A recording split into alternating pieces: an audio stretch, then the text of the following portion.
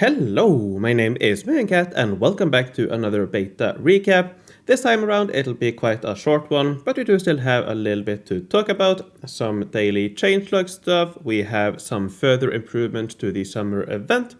We have some small updates for the great buildings in Space Age Titan, and also some new boosts. Let's talk about that. Starting with the daily changelog. Not a lot happened, but there is one point here I want to mention. The new buildings from the summer event all displayed a coin icon. Even though they did not produce coins, they will now display the right icons. So the Skull Cave will show forge points.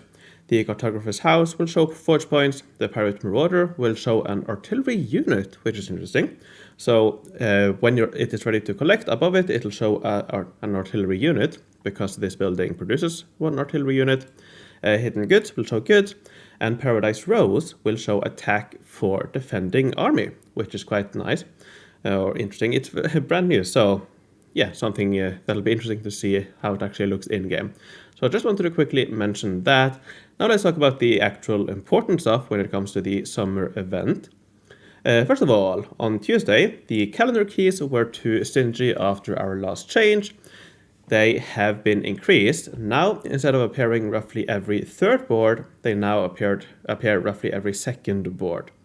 Now, that does sound like a big improvement, but looking at the numbers, it doesn't actually make that big of a difference.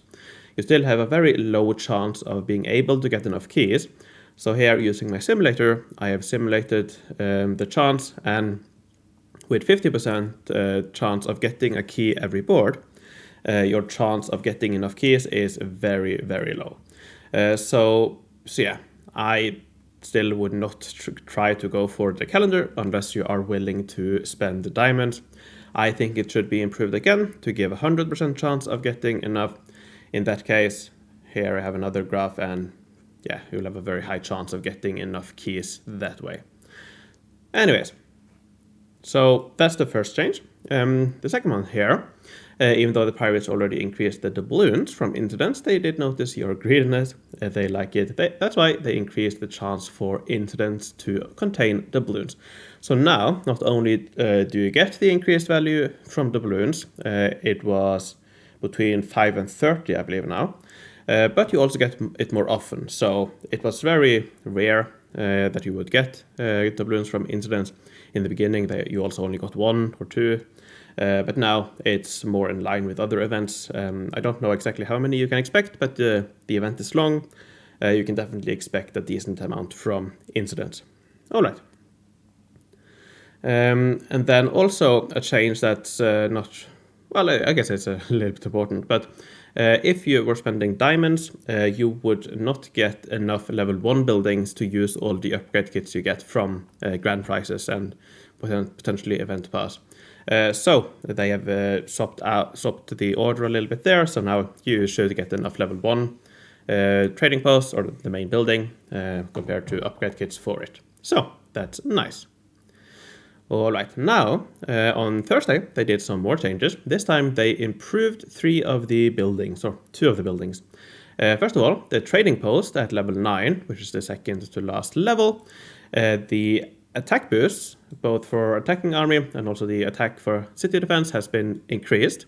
So the attack has been increased from 6 to 10 to 15 to 19, which is a very big change. The defense has also been increased, but not by that much relative to the attack. And also the attack for city defense has been increased. In addition to that, you also have another new random production. You have a 25% chance of getting a 300% attack boost for attacking army item, 15 of those required. You have the same chance of getting a defense instead, and you have a 50% chance of getting 1 Buccaneers hideout selection kit. And this hideout selection kit is a selection kit for the 3 1x1 buildings, so these 3 buildings here. Which, as I went over in my last video, I actually do think they can be good in specific situations. Mostly because of these boost items here, they are really high. So if you're in a young city, a young world, using 300% attack for attacking army boost item, quite the long name, but using that and also the same for defense, all of a sudden you have 300 additional attack and defense for half an hour. And that can be really nice in guild expedition, continent map, even guild battlegrounds. So overall, I think that's a very nice change. Same story for the Buccaneers Bay, which is the final level of the trading post with the golden upgrade kit. Again, simply the values have been increased. And it also has the same random production, except the number of fragments you get is higher at the final level. And also the Cartographer's house, which you can only get for diamonds from the piggy bank mechanic.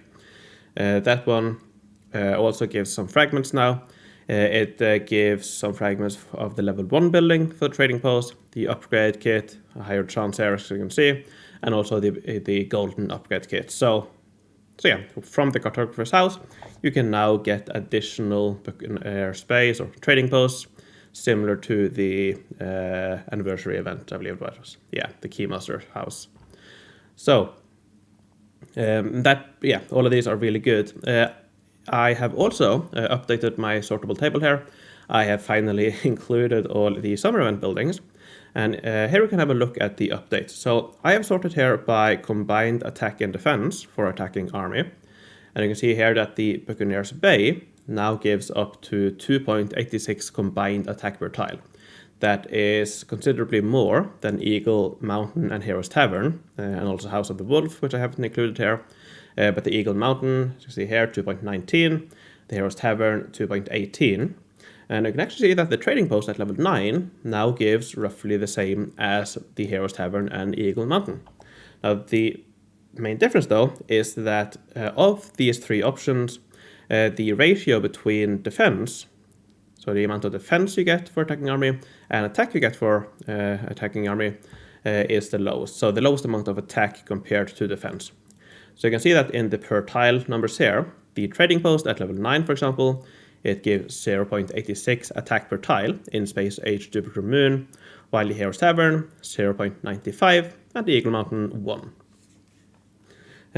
So that's the main difference, but once we go up to the Buccaneers Bay, the final level, even the attack value is much higher, or it's a little bit higher, so from 1 to 1.09, but the biggest difference, the main difference between them is the defense value. When it comes to the combined attack per tile, the Buccaneers Bay does of course also have other better rewards. It gives more forge points compared to the other two. It gives more goods, and you also have these additional productions here, the kit, the fragments here, which are also better. So overall, definitely a good building, better than the Eagle's Mountain or Hero's Tavern and the likes of those. So that's the changes for the summer event. Overall, very good. I would still like to see the calendar changed, but I don't know, not sure if I should expect that or not. All right, now let's move on to the spoilers. All right, so first of all, Space Age Titan, which I haven't talked about in ages now, and that's because not really a lot has happened. We got a lot of stuff quickly, and then quiet. We haven't heard anything. We did get, though, recently, some new information about the great buildings. First of all, you can see the order here. So Landmark 2, so Great Building number 2, is the front piece here, because these are chained. Here I have a combined image, mock-up with them in the town. So you have the front piece, middle piece, and end piece. And the front piece is building number 2. The middle piece is building number 1, and the end piece is building number 3. So I don't know, the order here doesn't really make sense.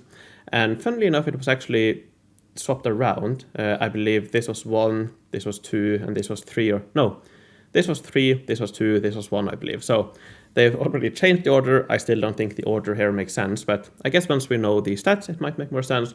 But that's not what I really wanted to talk about here. What I wanted to talk about are these information texts here. First of all, collect and invest all components to unlock the next level. Resources are not required to construct or improve this great building, and you need all components to unlock the next level. Now, these are related to great buildings. They're not directly linked to the Titan great building, But considering that we have that they are introduced now, when these are being added, it's very likely that these are for these buildings. And yeah, what do you make of that? Well, first of all, it seems like you will not need goods to build it. It's talking about something called components here, which, well, that's quite cryptic, but in any event, it seems like we will have some sort of new leveling mechanics for these great buildings, which I'm looking forward to see what that is, what exactly that means. I guess we will learn more soon. It's been a long time now since we got the first information, 2 months now. So it's definitely time to get some official information. So yeah, hopefully we will learn more in the near future about what this means. All right, finally, we have some new boosts. We have a boost icon here for collection time great buildings, which seems to be a way to reduce, would be my guess, the collection time for great buildings. So kind of similar to how the attack boost from guild level affects the Alcatraz. This might be a general one for all great buildings. Likewise, we have one here for special buildings, which are event buildings, guild battleground buildings, guild expedition buildings, all of those buildings.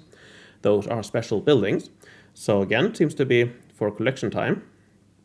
And then we seem to have guild battleground and guild expedition specific attack boosts. And we also have all of these here specific items where we have defense for attacking army, attack for attacking army, combined attack and defense, and so on. And you can see the small icon here. All of these have either the icon for guild battleground or guild expedition. So it seems like we will get some specific attack boosts for guild battleground and guild expedition. And interestingly, for guild battlegrounds here, we also have defense boosts or city defense boosts. So it seems like with the update that is coming for guild battlegrounds, which I talked a little bit about last week, which again we don't know really a lot about, but it might suggest that we will be using city defense there as well, in addition to guild expedition, which I'm sure will be quite controversial. I guess for me it will depend on the implementation. But I think it's fine if that's what they want to focus on. So let's see what it is. It might be something else, who knows. They might just make all the icons now, just for completeness, and then perhaps never use the city defense ones for guild battlegrounds, but who knows, I guess we will see. We also, a feature that has been requested quite a lot is to have some way to separate out all the fragments in your inventory.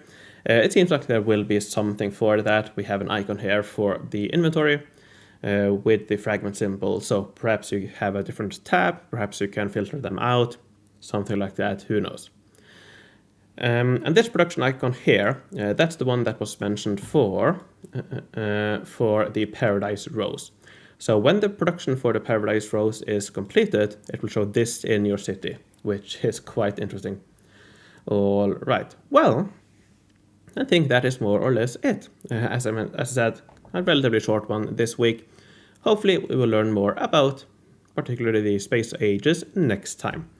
Alright, now before I end, let me thank my patrons for their support. I would like to thank Homestar, Lorden, Kim Kelly, Rolf the 8th, Dan Tuminad, Janti, Hecate, Dark Matter, Mylia, Mirapi, Hugo Count Von Count, Druid the Journalist, Susan Weiss, Rocco, Sparkle No Remorse, Mirthan Emres, Flowers the Avenger, Ashborn, Arkler, Nova, Jupiter, Ninja Alin, Whiskey Meister, Henrik Derek Lerberg, Mattia, Adorel, Mike, Obsity Obsessed, Atomic, Ruth, Karen, Flavius Novellisarius, Dennis, Stampe, and Poacher.